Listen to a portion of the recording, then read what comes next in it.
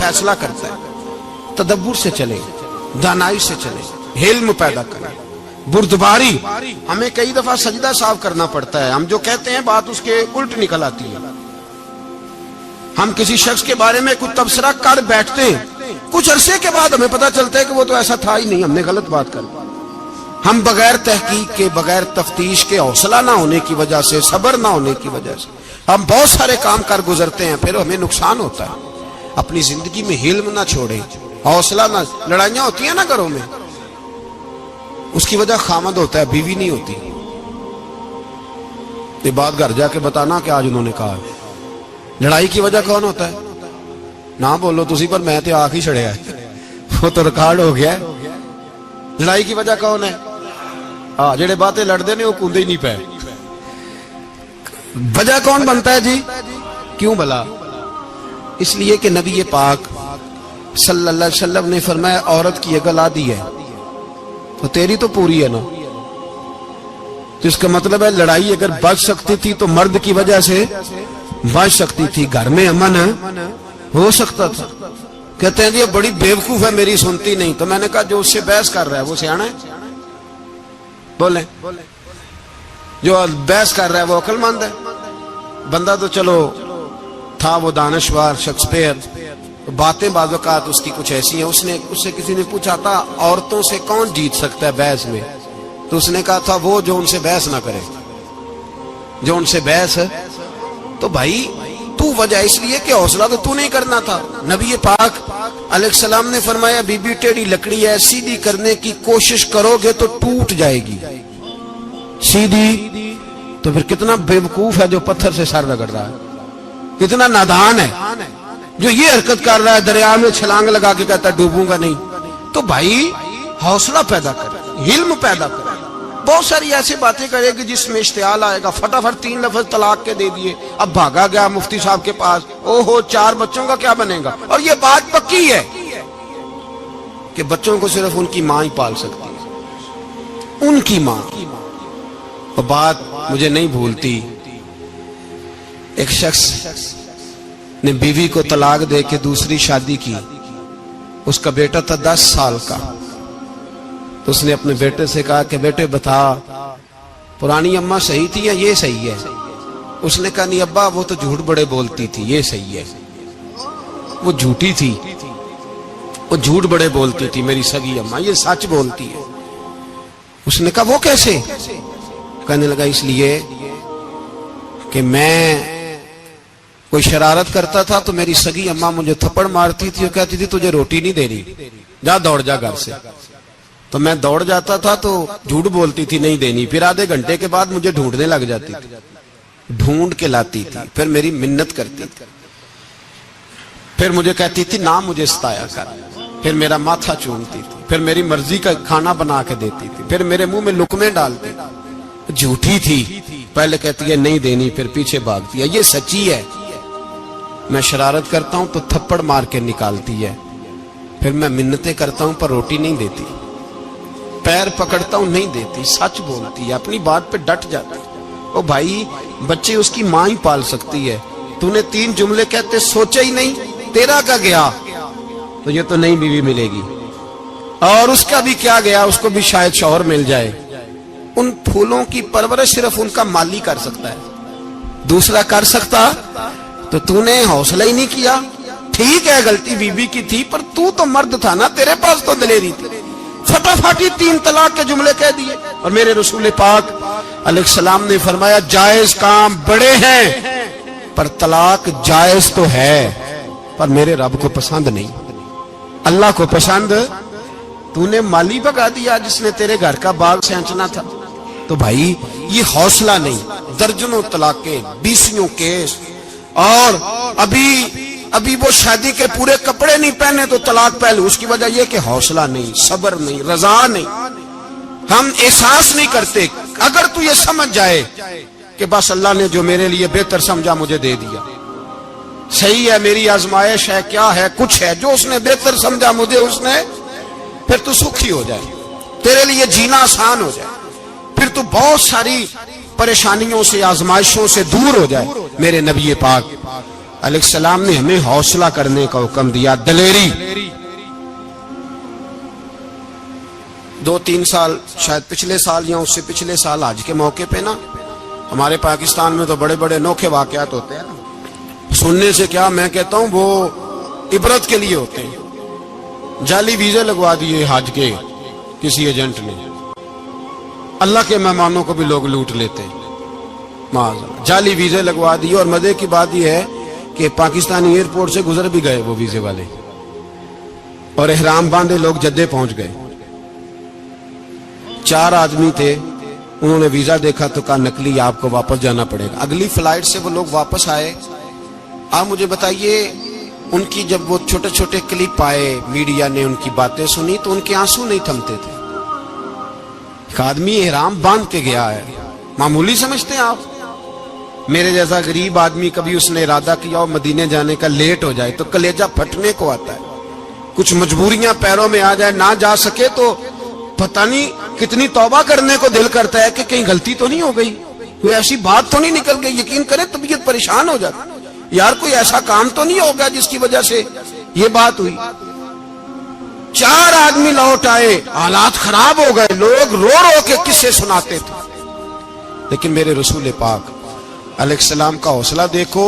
حضور کعبے کا بھی کعبہ، حضور مالک، حرم کے مالک مطلق، جن کے صدقے اللہ نے کعبہ کو بیت اللہ بنایا۔ حاجیو آؤ شہنشاہ کا روضہ دیکھو، کعبہ تو دیکھ چکے اب کعبے کا بھی کعبہ دیکھو۔ حضور 1400 صحابہ کو لے کے گئے عمرہ کرنے، مقام حدیبیہ پر پہنچے تو کافروں نے روک لیا، ہم عمرہ نہیں کرتے، تو اور میں خادم اور جو وارث و مالک ہیں 1400 صحابہ، ہم نہیں عمرہ کرنے دیتے، واپس جائیے۔ صلح لکھی جا رہی ہے، صلح کی شرطیں کیا ہیں؟ مکے سے کوئی آدمی غلطی سے بھی مدینے چلا گیا، مکے کا آدمی، تو مسلمان اگر ان کے ظلم سے تنگ آ کے، مکی مسلمان کافروں کے ظلم سے تنگ آ کے مدینے چلا گیا تو مدینے والے واپس کریں گے، اور اگر مدینے سے کوئی شخص غلطی سے بھی مکے چلا گیا تو مکے والے واپس نہیں کریں گے۔ اتنی سخت شرائط۔ حضرت عمر غصے سے کانپنے لگے، صحابہ پریشان ہیں، پر میرے رسول پاک نے صبر دکھایا، حوصلہ، تدبر، یہ تدبیر ہے۔ صبر ایک بہترین تدبیر ہے، اگر کوئی اپنائے تو بہترین طریقہ ہے۔ حضور نے فرمایا ہمیں منظور ہے، صلح کرو، اور اتنا سخت حکم ہے، کہنے لگے 1400 احرام والے واپس جائیں، بعد میں آنا، اس وقت نہیں عمرہ کرنے دیں گے۔ میرے نبی پاک علیہ السلام، مجھے بتاؤ، مجھے اور آپ کو دکھ ہوتا ہے تیاری ہو تو پروگرام رہ جائے، تو اگر احرام باندھا ہو اور اللہ کے رسول نے بندھوایا ہو تو حضور واپس لوٹنے لگے تو کتنی تکلیف کی بات ہے۔ حضور نے فرمایا چلو آئندہ آئیں گے۔ معاہدہ لکھا جا رہا ہے، حضرت علی معاہدہ لکھ رہے ہیں، لکھو محمد الرسول اللہ صلی اللہ علیہ، محمد الرسول اللہ صلی اللہ علیہ وسلم اور قریش مکہ کے بیچ معاہدہ۔ یہ تحریر لکھی جا رہی تھی تو ابو سفیان بول پڑا، کہنے لگا جی ہم محمد رسول اللہ نہیں نکلنے دیں گے، معاذ اللہ، یہی تو ہمارا جھگڑا ہے، اگر آپ کو رسول اللہ مان لیا تو پیچھے رہ کیا گیا، محمد ابن عبداللہ لکھے۔ حضور نے حضرت علی سے فرمایا رسول اللہ کاٹ کے محمد ابن عبداللہ لکھو۔ حضرت علی لکھ رہے تھے، محمد رسول اللہ لکھا تھا، فرمایا رسول اللہ کاٹ کے محمد ابن عبداللہ لکھو۔ تو حضرت علی کہنے لگے حضور مجھے یہ لفظ کاٹنا نہیں آتا، حضور مجھے یہ لفظ کاٹنا، کسی صحابی نے اعتراض نہیں کیا کہ لکھنا آتا تھا، کہا مجھے کاٹنا۔ حضور نے دوبارہ کہا علی کاٹ دو، کہا یا رسول اللہ مجھے یہ لفظ کاٹنا نہیں آتا۔ میرے حبیب نے تیسری دفعہ کہا علی کاٹو، تو شیر خدا نے قلم چھوڑا، ہاتھ باندھے اور کھڑے ہو کہنے لگے محبوبہ مجھے تیرے قصیدے لکھنے آتے ہیں، کاٹنے کوئی نہیں آتے، میں مجبور ہوں، مجھ سے نہیں ہوتا، کوشش کرتا ہوں، نہ قلم اٹھتا ہے نہ ہاتھ چلتا ہے۔ میرے حبیب پاک نے قلم پکڑا اور لفظ رسول اللہ خود کاٹ کے محمد ابن عبداللہ کرایا۔ بھائی وقت گزر گیا، صلح ہو گئی، یہ تدبر، یہ حوصلہ، یہ تدبیر میرے نبی نے فرمائی۔ اب تو 1400 کو مکے نے نہ داخل ہونے دیا، لیکن 1 سال ہی گزرا، تھوڑا ہی وقت گزرا، میرے رسول پاک 10,000 کو لے کے مکے میں داخل ہو گئے۔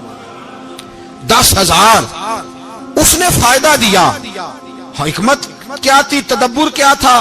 कुरैश रोज लड़ाई करने आ जाते थे, तबलीग ही नहीं करने देते थे। उनसे सुलह हो गई तो नबी पाक ने कैसर को खत लिखा, कैसर रूम को, हिरकल को। दूर दराज तबलीग फैल गई, मुसलमान लाख से ज्यादा हो गए। उनकी तरफ से अब वो लड़ाई बंद हो गई।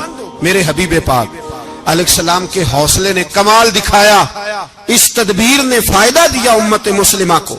10,000 का लश्कर लेके हुजूर काबे में दाखिल हुए। कल जो अबू सुफियान कहते थे ना मोहम्मद रसूलुल्लाह लिखने नहीं दूंगा, आज वो खुद कह रहे थे अशहदु अल्ला इलाहा इल्लल्लाह व अशहदु अन्ना मुहम्मदर रसूलुल्लाह सल्लल्लाहु अलैहि। कल जो कह रहे थे कि मैं ये लफ्ज नहीं लिखने दूंगा, आज अबू सुफियान की हवेली में लाखों लोग, हजारों लोग बैठे थे और सारे कह रहे थे मुहम्मदुर रसूलुल्लाह, मुहम्मदुर रसूलुल्लाह, मुहम्मदुर रसूलुल्लाह सल्लल्लाहु अलैहि वसल्लम। मेरे महबूब की तदब्बुर ने, फकाहत ने, और फिर कमाल हुआ।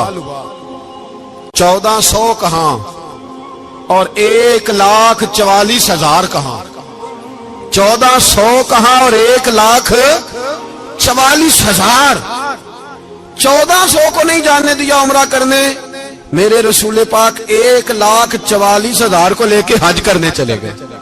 हुजूर ने हज किया, हर तरफ लब्बैक लब्बैक की सदाएं बुलंद हुई। ये मेरे नबी पाक का तदब्बुर है, हौसला है। अगर वक्ती तौर पे हौसला कर जाओगे, दलेरी कर जाओगे, आने वाला वक्त आसान हो जाए। हौसला नहीं, सब्र नहीं, सुकून नहीं, दो चार बातें, यहां तक कि लोग अब्बा जी की बात बर्दाश्त नहीं करते, ऐसे जुमले कह देते हैं जो दोबारा पलट के नहीं आते। मां को लफ्ज नहीं बोलते, बाप की रूह तक छलनी कर देते हैं वो जुमले। लेकिन लोग उस वक्त हौसला करने, और हम पंजाबी लोगों ने तो गुंजाइश ही बड़ी दे दी है। कहते बच्चा है जे एक ही है, एक में हौसला करे की है माशाअल्लाह। तो अगर जवान हो गया तो कहते हैं गर्म खून है, मुक्का कब। अगर बूढ़ा हो गया तो कहते हैं बूढ़ों में हौसला नहीं होता, ना बच्चे में ना तो किस में हौसला होगा? बोले किसी में भी नहीं। छुट्टी, सबको फतवा मिल गया ना, ये बच्चा है जी, अभी ये तो बच्चा है, आप तो सियाने बियाने हैं, ये बच्चा है। कमाल हो गई है भाई, क्या मतलब है बच्चा है? बच्चे को सारा पता है, हर चीज उसे आती है, तो हौसला करना ही नहीं आता। और फिर कह दिया वो तो गर्म खून है। वो क्या बात करते हो, गर्म खून? अब्बे के गले पड़ गया गर्म खून, इसको खड़ा करो ना एसपी के सामने और इसको को मार थप्पड़ उसके मुंह पे, तेरे गर्म खून का पता चले। गरीब के ये गले पड़ गया, इसको खड़ा करो एसओचओ के सामने, फिर पता चलेगा खून कितना गर्म है। वहां बिल्कुल चुप है, बिल्कुल खामोश है। और गर्म खून इसका सिर्फ अम्मा के लिए, जलाल सिर्फ रह गया अगर गरीब घर की बेटी ब्याह के लाया तो सिर्फ उसके लिए। कोई ऐसी बात नहीं, हम बड़े सियाने, हमारा गुस्सा बड़ा समझदार है, हमारा वो गर्म खून बड़ा सियाना है। वो जहां देखता है कि मामला हल्का है तो वहां वो गर्म खून जलाल में, और जहां देखता है कि सामने वाला तगड़ा है तो वहां वो गर्म खून फौरन ठंडा हो जाता है। हौसला पैदा करें, जिंदगी हौसलेमंद लोग जीते। जो हौसलेमंद नहीं होते वो तो जिंदगी का एक साल लुत्फ से नहीं जी पाते। हौसला करें, मुस्कुराएं। मेरे नबी पाक सल्लल्लाहु ताला अलैहि वसल्लम ने ना उस्मान बिन तलहा, काबे की चाबी उनके पास होती थी, तो हुजूर ने एक दिन फरमाया उस्मान, अच्छा ये नहीं था कि उस्मान खास लोगों को चाबी काबा खोल के दिखाते थे, बल्कि उनको कुरैश की जानिब से ये हुक्म था कि जो भी तुझे कहे तूने काबे का दरवाजा खोल देना। नबी पाक अलैहिस्सलाम ने ना हिजरत से 2-4 दिन पहले कहा कि उस्मान जरा चाबी दो, मैंने काबा अंदर से देखना है। बड़े ठंडे दिल से जरा सुनना, इधर देखो मेरी तरफ, इधर देखिएगा जरा मेरे भाई। मैंने एक बंदे से कहा यार पानी की बोतल देना दुकानदार से, एक है उसने कह दिया नहीं मेरे पास। इस बात का कोई गुस्सा? बोलिए। और अगर वो कहे सारे जमाने को मिलेगी आपको नहीं देनी, फिर बोले मेरा ख्याल है चुप करके हंस के आ जाएंगे, सवाल ही नहीं पैदा होता। हम कहेंगे मुझे नहीं ना देनी तूने, तो दुकान उठा यहां से, बंद कर इसे। क्या मतलब है सबको देनी है तुझे नहीं देनी? क्या माना है इसका? लेके जाऊंगा, झगड़ा होगा, बहस करेंगे। उस्मान बिन तलहा से हुजूर ने फरमाया दरवाजा खोलो, काबा देखना है। उस्मान कहने लगा मैं सारी दुनिया को दिखाऊंगा, आपको नहीं दिखाऊंगा। कितनी सख्त बात है, पर कुर्बान जाएं रसूलुल्लाह के हौसले पे सल्लल्लाहु अलैहि। उस्मान कहते हैं मैंने ये बात की तो नबी पाक मुस्कुराने लगे और मैं अच्छा नहीं देनी, नहीं देनी। तो हुजूर ने ना मुस्कुरा के और मेरी कमर पर थपकी दी, फरमाया अच्छा याद रखना ये चाबी मैं तुझसे ले लूंगा और जिसको मेरा दिल करेगा मैं उसको दूंगा। उस्मान कहते हैं रोज रात को नबी पाक के ये जुमले मेरे कानों में गूंजा करते थे, गूंजते थे कि हुजूर ने फरमाया। कहते हैं जिस दिन पता चला ना नबी पाक 10,000 का लश्कर लेके आ रहे हैं, तो अबू सुफियान मीटिंगें कर रहे थे, मक्के के सारे सरदार तैयारी कर रहे थे और मेरे कानों में एक ही लफ्ज था कि हुजूर ने फरमाया मैं चाबी ले लूंगा, फिर जिसको मैं चाहूंगा उसे दूंगा। उस्मान कहते हद हो गई, वक्त गुजर गया, हुजूर आ गए, तवाफ फरमाया और तवाफ के बाद मेरे नबी पाक अलैहिस्सलाम ने फरमाया बुलाओ ना जरा उस्मान को। उस्मान कहते हैं मैं चाबी लेके आया तो दूसरा जुमला कोई नहीं। साडे ना कोई बंदा मशवरा देवे ओदी ना मनीए ते जे काम उंज हो जे ना जे जो ने मशवरा दिता सी ते ओ नाल ही गौस पाक बन जांदा है। तेनू आखिया सी ना, फौरन ही दाता वाली अजवेरी हो जाता है। वो कहंदे तेन पता नहीं मैं किड्डा वली अल्लाह, तेनू मैं आखिया सी ना इंज ना कर। और बंदा परेशान होता है, काम उल्ट हो गया और लागों आखी जाता वेखो जी मैं तो तुहानू पहलों ही आखिया सी जी। अजीब बात है, शेख चिली की तरह पीछे पड़ जाएगा, मैंने तो पहले ही कहा था। ओ बस कर यार, अब तू ख्वाजा मोइनुद्दीन अजमेरी हो गया, बस करो। मशवरा ही होता है, किसी का मिल जाता है और किसी का नहीं लिया जाता। फौरी तौर पे बंदा उठ के ना तो विलायत की चौथी सीढ़ी पे चढ़ जाएगा, कहेगा मैं तो अब दाले वक्त हूं, मैं कुतबे दौरा हूं, मैंने तुझे कहा नहीं था। अब बस कर यार, कई दफा मशवरे सही होते हैं, कई दफा सही। बोलिए नबी पाक सल्लल्लाहु अलैहि वसल्लम की ओहद के दिन ख्वाहिश ये थी कि अंदर रह के लड़ना है। जवान सहाबा ने कहा बाहर जाके लड़ाई करनी है, हुजूर ने बाहर जाके जंग की, बज़ाहिर मुसलमानों को शिकस्त हुई। हुजूर ने एक दफा नहीं कहा कि मैंने तुम्हें कहा नहीं था अंदर रहना है, बस हो गया जो हो गया। अब उसमें फटाफट अगले को हौसला दो, कोई अर्ज नहीं यार। नबी ये पाक सब बोलिए सल्लल्लाहु अलैहि वसल्लम, मेरे हबीबे पाक अलैहिस्सलातु सलाम ने ना कहा उस्मान को बुलाओ। उस्मान आए तो उस्मान कहते मैंने चाबी दी तो मैं तैयार था, मैं तैयार था कि अब मेरी बात होगी और रुसवाई होगी। लेकिन कहते हैं कुर्बान जाए मुस्तफा ने तो ये जुमला भी नहीं कहा कि मैंने तुझे कहा नहीं था, ये भी नहीं कहा। हुजूर ने चाबी ली, काबे के बुत साफ किए, नमाज पढ़ी, वापस आए, फरमाया उस्मान मेरा वादा था तेरे साथ कि जिसको मैं चाहूंगा चाबी दूंगा, ये लो चाबी मैं तुझे ही देना चाहता हूं, ले लो रख लो। उस्मान कहते हैं वो चाबी नहीं मेरे तरफ आ रही थी, मेरी तरफ ईमान आ रहा था। वो चाबी नहीं आ रही, ईमान आ रहा था मेरी जानब। कहते हैं मेरे हाथों में चाबी आई और मेरी जुबान पे कलमा है तौहीद जारी हो गया। भाई तदब्बुर, हौसला, सबर, रजा, हमें तो टाइम भी नहीं गुजारना आता। घर का माहौल, घर के अंदर रह के लोग दुखी हैं, इसलिए कि हमारी तबीयतों में हौसला नहीं, एक मिनट के लिए नहीं, एक सेकंड के लिए भी हम ये बर्दाश्त नहीं करते कि चलो थोड़ा इंतजार करें, वक्त को देखें, मौके को देखें। मेरे नबी पाक अलैहिस्सलातु सलाम पे इतनी मुसीबतें आई कि पहाड़ पे आती तो वो रेजा रेजा हो जाते, लेकिन किसी मकाम पर भी हुजूर अलैहिस्सलातु सलाम शिकवा करते नजर नहीं आते। हम गरीबी का रोना रोते हैं, हर चौथा आदमी कहता है बड़ा गरीब हूं, लेकिन मेरे नबी पाक अलैहिस्सलातु सलाम ने चौथे दिन खजूर खाई, सिरका खाया है और मोटे बान की चारपाई पे आराम किया। हजरत उमर ने कहा हुजूर कितनी तकलीफ है? फरमाया उमर कोई तकलीफ नहीं, थोड़ा सा तो वक्त है, जन्नत में जाएंगे, सारी नेमतें अल्लाह ने हमारे लिए तैयार की हुई है। राजी बिरज़ा, राजी बिरज़ा, कोई किसी किस्म का मसला नहीं।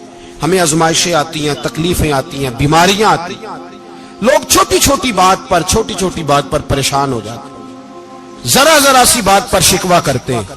मेरे रसूल पाक अलैहिस्सलाम ने फरमाया जब मेरा रब किसी को बीमार करता है तो 2 फरिश्तों को भेजता है, जाओ मेरे बंदे की तीमारदारी करके आओ। अल्लाह अकबर, खुद रब भेजता है, जाओ मेरे बंदे की।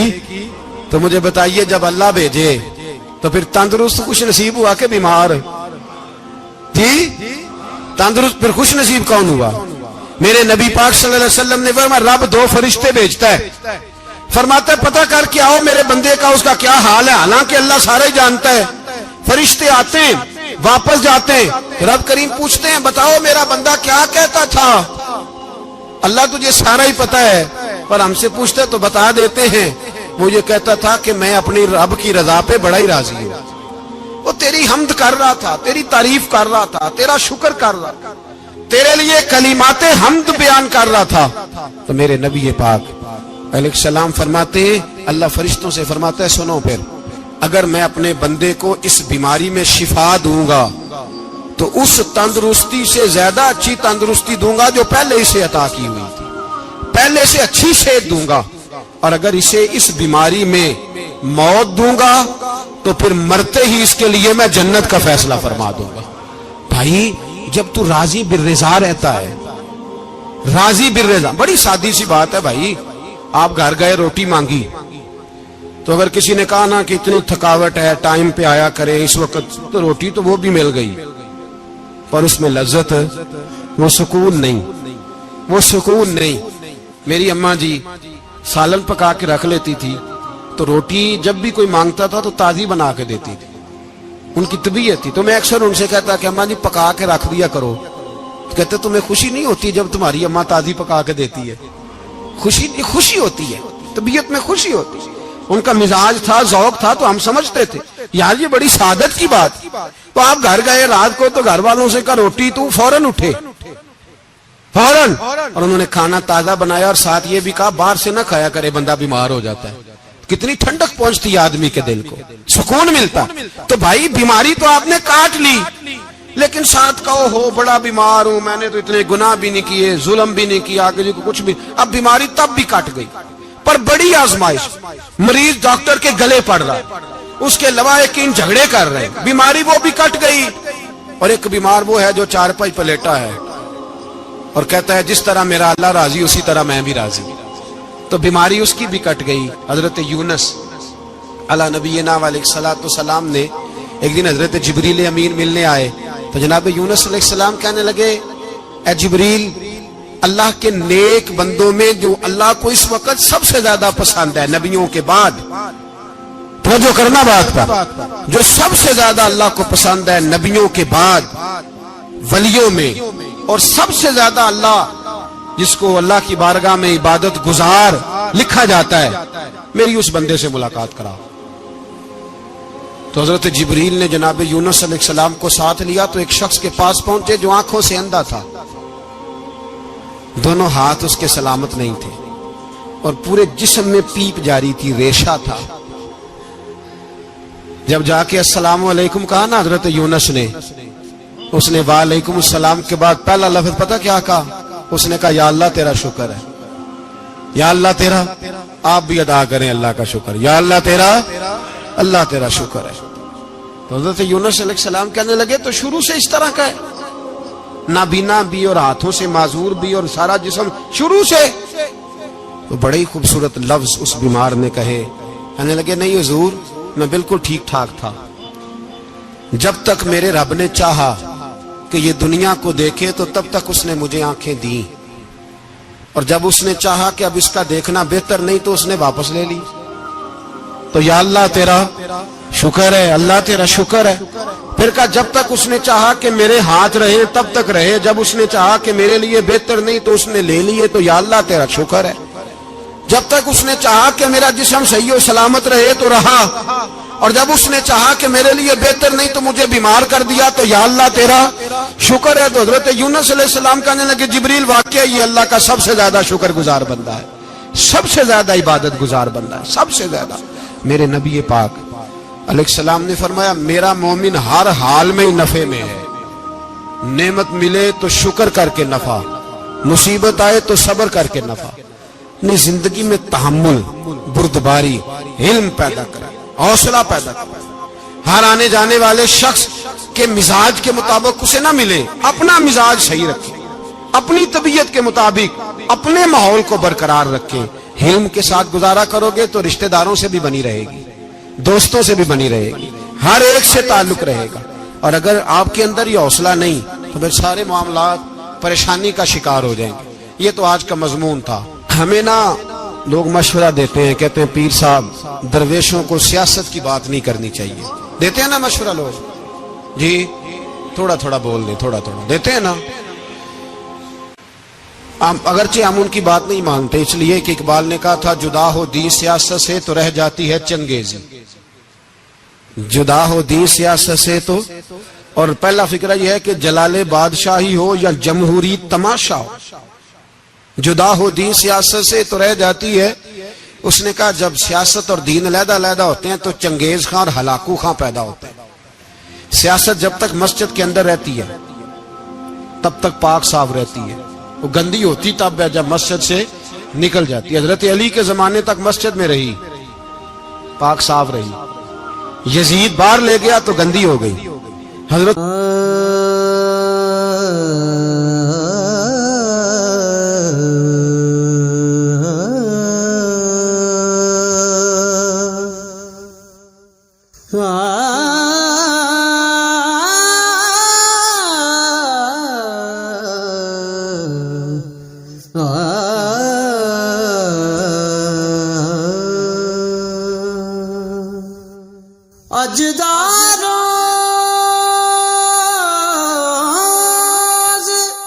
عمر بن عبدالعزیز دوبارہ مسجد میں لے آئے تو پھر پاک ہو گئی. لیکن پھر بھی ایک ساتھی نے مجھے کہا, تو اس کی بات میں سب کی باتیں نہیں مانتا, اس کی بات میری سمجھ میں آئی. وہ کہنے لگا جی اصل بات یہ ہے کہ سیاسی تبصرے تجزیے ہم اخباروں میں ٹی وی پہ جا کے بیٹھے, جا کے بڑی مہربانی میری طرف دیکھیں, وہ ہم سنتے رہتے ہیں تو ہمارا دل کرتا ہے مسجد میں صرف ہم رسول اللہ کا پیار ہی سنیں. تو میں نے کہا یار تیری بات دل کو لگتی ہے, یہ بات صحیح ہے, چلو یہ نیت اچھی ہے, یہ تیرا نظریہ ٹھیک ہے, مان گئے. میں چلا گیا دکاندار کے پاس اور میں نے اس کو جا کے کہا کہ گاڑی کا انجن کھولو, اس طرح کرو اس طرح. اس نے کہا مولانا آپ جا کے نا گھر تو فقہ کی کتاب کھولیں, اس لیے کہ گاڑی کے انجن کے بارے میں آپ کو معلومات, یہاں اگر آپ نے یہ کام کرنا ہے تو اس کو پڑھیں. کسی استاد کے پاس ورک شاپ پہ آئیں, آپ کے ہاتھوں کو, منہ کو, چہرے کو مٹی لگے, دھواں لگے, گریس لگے, پھر آپ کو پتہ چلے گا انجن کیسے کھلتا ہے. صحیح کہہ رہا ہوں نہیں صحیح کہہ رہا؟ دھواں گلا تو یہاں کر چڑی جائے, صحیح کہہ رہا ہوں جی. اگر مولوی کو اجازت نہیں سیاست کی بات کرنے کی, اور مولوی کو اجازت نہیں کہ انجن کی بات کرے, تو سیاستدان کو اجازت ہے دین کی بات کرنے کی. یہاں تو وہ آئے نا مدرسے میں پڑھے, پورا دین حاصل کرے, پھر وہ بولے تو پھر تو ٹھیک ہو گیا. لیکن جب اسے سورت اخلاص بھی سیدھی نہیں آتی تو فتوے دینے کی اس کو ضرورت ہے کوئی؟ بولے نا یار کیوں چھیڑتے ہیں سیاست. ہم نہ پچھلے جمعے جلوس نکالنا چاہ رہے تھے ختم نبوت کی ترمیم کے حوالے سے. حکومت وقت نے کہا کہ ہم واپس لیتے ہیں, تو میرے بہت سارے دوستوں نے کہا جی نکالنا چاہیے. انہوں نے کیا کیوں؟ میں نے کہا یار لوگوں کو بھی پریشان نہیں کرنا چاہتے, ہماری اپنی سڑکیں ہیں, کسی کو بات ٹھیک ہے. انہوں نے واپس لے لی تو بات ختم ہو گئی, ہم مان گئے, تسلیم کر لیا. اتنا ہمارا مطالبہ ہے کہ اس آدمی کو ضرور سزا دو جس نے یہ ترمیم کی ہے. لیکن ہم نہیں کرتے, کوئی نہیں نکلے, نہیں نہ نکلے بولے. تو وزیر قانون صاحب کو کیا مصیبت بنی ہوئی ہے نیا فتویٰ دینے کی, کہ ہے کوئی شوق انہیں دینا چاہیے فتویٰ؟ کہتا نہیں مرضیوں میں ہمارے درمیان تھوڑا ہی فرق ہے. مجھے یوں لگتا ہے کہ یہ جان بوجھ کر کوئی نہ کوئی ایسی شرارت کرتے ہیں جس سے لوگ اشتعال میں رہیں, جان بوجھ.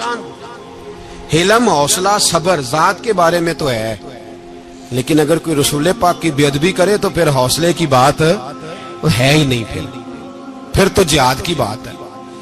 اور میں دیانتداری سے مسجد میں باوضو بیٹھ کر جمعے کے دن مشورہ دیتا ہوں حکومت کو, اور وزیر قانون کو مشورہ دیتا ہوں کہ نہ فرعون کی حکومت ساری زندگی رہی, نہ نمرود رہا, نہ جاج بن یوسف رہا, نہ یزید رہا.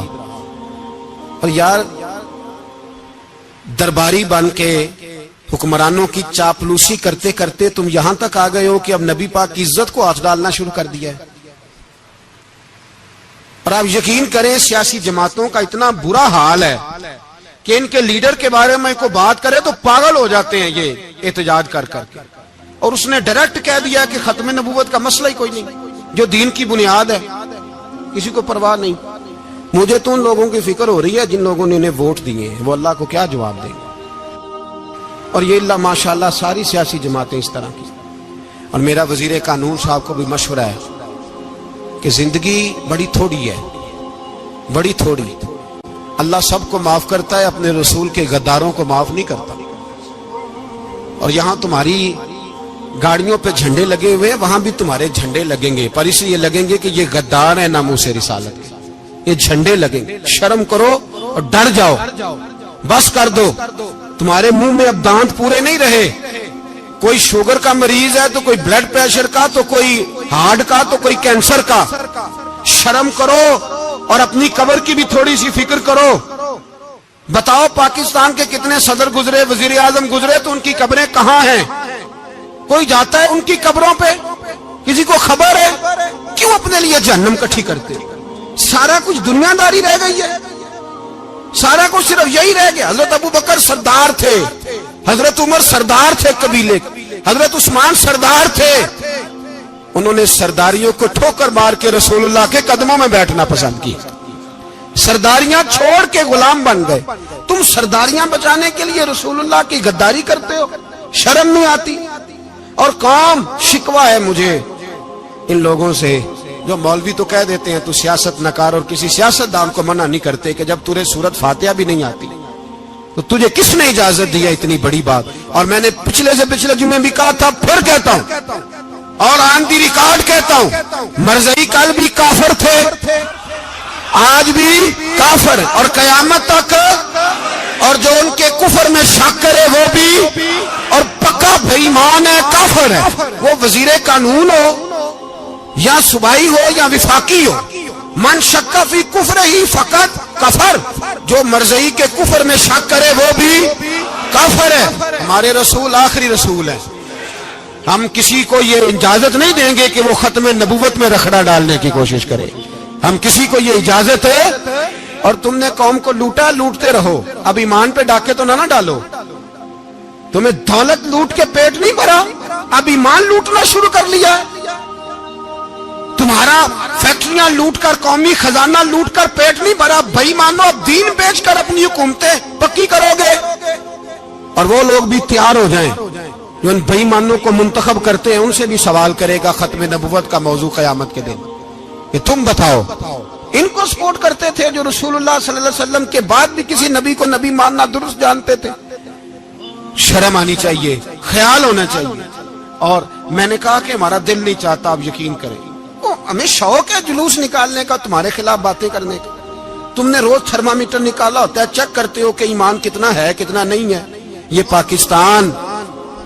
पाकिस्तान अगर सूबा सिंध है तो हजरत अब्दुल्ला शाह गाजी का है, अगर बलोचिस्तान है तो हजरत बाबा अब्दुल रहमान का है, और अगर पेशावर है तो वो सूफिया का है, और अगर ये धरती पंजाब है तो ये दाता अली अजमेरी की है, ये बाबा फरीदुद्दीन की है।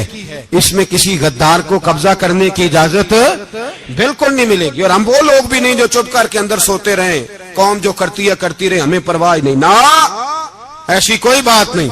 कोई बंदा ना समझे कि इन्हें होश नहीं, इन्हें पता नहीं, हमें सारा कुछ ही आता है। फिर अगर कल को कोई मुमताज कादरी पैदा हो गया तो शिकवा ना करना। कल को कोई फिर से आमर चीमा निकल आया तो शिकायत ना करना, याद रखना।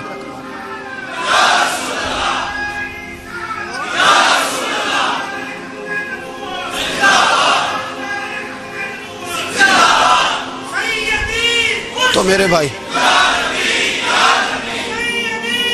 खोल के बोले या नबी रसूल के सल्लल्लाहु। तो ये मशवरा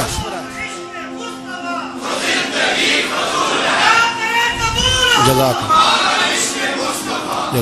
तो ये तुम्हें मशवरा है।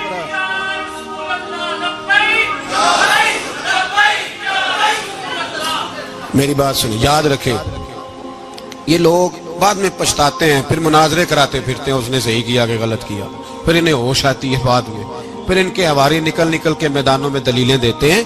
इसलिए हमारा मशवरा है इन्हें कि ये अपनी हद में रहें, और जो काम तुम्हारे जिम्मे, मैंने कहा ना तुमने बड़ा लूटा, ये कौम रोज तुम्हें मौका देती है लूटने का, کہ موقع دیتی ہے تو تم نے دولت لوٹ کے پیٹ نہیں بھرے، اب ایمان لوٹنے کے چکر میں آ گئے ہو۔ یاد رکھو مسلمان گناہگار ہیں، غدار نہیں ہے۔ تمہیں دولت لوٹنے کا تو شاید موقع مل گیا ہے، پر ایمان لوٹنے کا موقع نہیں ملے گا۔ تو اس لیے اس کو لگام دو۔ اور ویسے بھی کتا جو پالتو ہوتا ہے نا، اس کو گھر کے اندر سنگلی سے باندھ کے رکھنا چاہیے۔ یہ تمہارے بوٹ چاٹتے ہیں، بھونکتے ہیں، تمہارے حق میں وزارتیں لیتے ہیں۔ ہم نے تو کوئی وزارت نہیں لی تم سے، اور نہ ہمیں شوق ہے اس لیے کہ ممبری کیا کرنی ہے جس کو ممبر رسول عطا کر دیا جائے۔ اس نے کیا کرنی ہے یہ ممبریاں جس کو پکا ممبر رسول دے دیا جائے۔ تو اس لیے اس سے باہر آؤ۔ میں نے کہا بڑے بڑے نمرود، فرعون، قارون دفن ہے، تمہارا بھی نام تک نہیں ہوگا، بالکل نام نہیں ہوگا۔ اس لیے ہمارا مشورہ، اور آپ لوگ بھی آئے نا یہ اگلے سال، تو ان کو کھڑا کر کے پوچھ لینا اسلامی جمہوریہ پاکستان کا تم نے MPM میں نے بننا ہے، پہلا کلمہ ہی صحیح سنا دو۔ چلو خدا کا واسطہ یہی بتا دو کہ تمہیں نماز بھی ڈھب سے آتی ہے کہ نہیں، اور آپ کی موج ہے، آپ بٹھا لیتے ہیں سر پہ، کیا کریں، سمجھانے والے مفت گناہگار ہو گئے اور بہکانے والے سب تمہارے یار ہو گئے۔ اس لیے یہ چھیڑتے ہیں جان بوجھ کے، اور پھر جب کوئی ممتاز قادری علیہ رحمہ پیدا ہوتے ہیں پھر انہیں دشواری ہوتی ہے، پھر ان کا جینا مشکل ہو جاتا ہے۔ یہ موقع دیتے ہیں، پتہ نہیں کس کے ایجنڈے پہ عمل کر رہے ہیں۔ میرا سوال یہ ہے، میں نے پچھلے جمعے پھر میرا سوال ہے کہ میں پوچھتا ہوں اس آدمی کو ضرورت کیا ہے ختم نبوت پر بات کرنے، جب امت مسلمہ کے متفقہ فیصلہ ہے کہ مرزائی کافر، اسمبلی نے بل پاس کر دیا کہ مرزائی ان کو اقلیت قرار دے دیا، اور جب سے وہ اقلیت بنے نہ ہم نے ان کی عبادت گاہ جلائی، نہ ہم نے ان کو قبروں سے نکالا، نہ ہم نے، بس ٹھیک ہے جیسے عیسائی رہتے ہیں، یہودی سے کس ملک میں رہتے ہیں وہ بھی رہیں، اقلیت بن کرے کوئی اعتراض، پر تم انہیں کھینچ کے کیوں قریب کرتے ہو؟ تمہارا کیا جرانہ ہے ان کے ساتھ؟ بتاؤ تو صحیح۔ ان لوگوں سے ان کو چاہیے اپنے منہ میں لگام ڈالیں، اور اگر نہیں ڈالیں گے پھر انشاءاللہ ڈالی جائے گی، اور بڑی تگڑی ڈلے گی، اور پھر ایسی ڈلے گی۔ سلمان تاثیر جب مرا تھا نا تو 5-5 لاکھ روپیہ مولویوں کو آفر کی جنازہ پڑھاؤ، 5-5 لاکھ روپیہ چھوٹے چھوٹے مولویوں کو۔ اور داتا صاحب کی مسجد کے خطیب بھی صوبائی جو تھے وہ خطیب تھے، ملازم تھے، انہوں نے کہا کہ ایمان نہیں بیچنا، نکالنا نوکری سے تو نکال دو۔ اور بادشاہی مسجد کا مولوی جس کا پتہ نہیں چلتا، کبھی کدھر چلا جاتا ہے کبھی کدھر، یہاں تو وہ بھی کھڑا ہو گیا، اس نے کہا نا ایمان نہیں بیچنا۔